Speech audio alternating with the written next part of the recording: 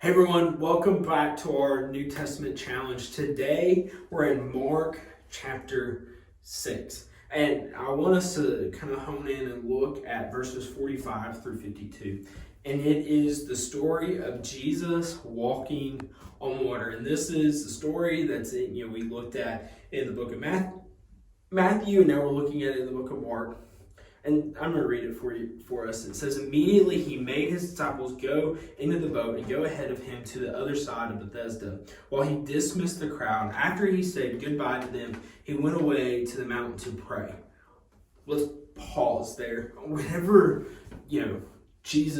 we read about Jesus stopping and taking the time to pray, it always convicts me that the Almighty Son of God would take time intentionally to stop and pray and talk to his Father, but yet for whatever reason, we can't find the time to stop out of our busy days to pray. Anyway, let's keep walking through this.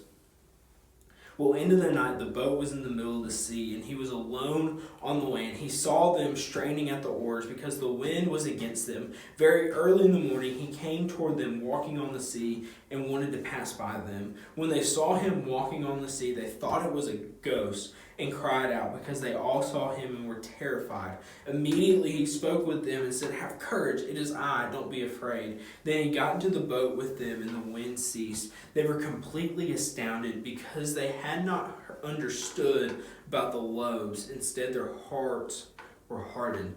So that last part, if you think back to what we just read, before this, Jesus was feeding the 5,000, and Mark lets us into the hearts of the disciples in that their hearts were hardened for whatever reason. They were hardened against what Jesus had done. But here, they were completely astounded by Jesus.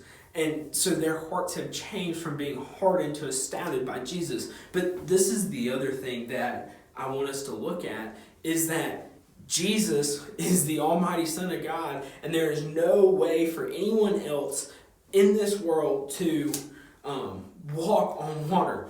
Trust me, and no matter how hard you try it, it doesn't work, because I've tried it before. And if you don't know that story, then you can come find me and we can talk about it. But this is the thing, is that not only do we have the disciples' account, but the people saw Jesus on land.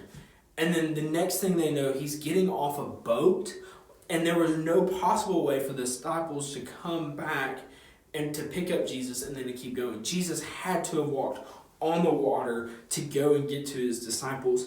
And this shows us the character of Jesus and how he is almighty and he is the Son of God, because he's the only one to have walked on water beforehand. And so that's what we can glean from this story. And so just take and rest in the fact that, and I challenge you that if Jesus, the Almighty Son of God, took the time to stop and to pray, then you should as well. But also, this here is evidence of the fact that Jesus is the Son of God, because he's the only one who could ever walk on water. So I hope you have a great rest of your day.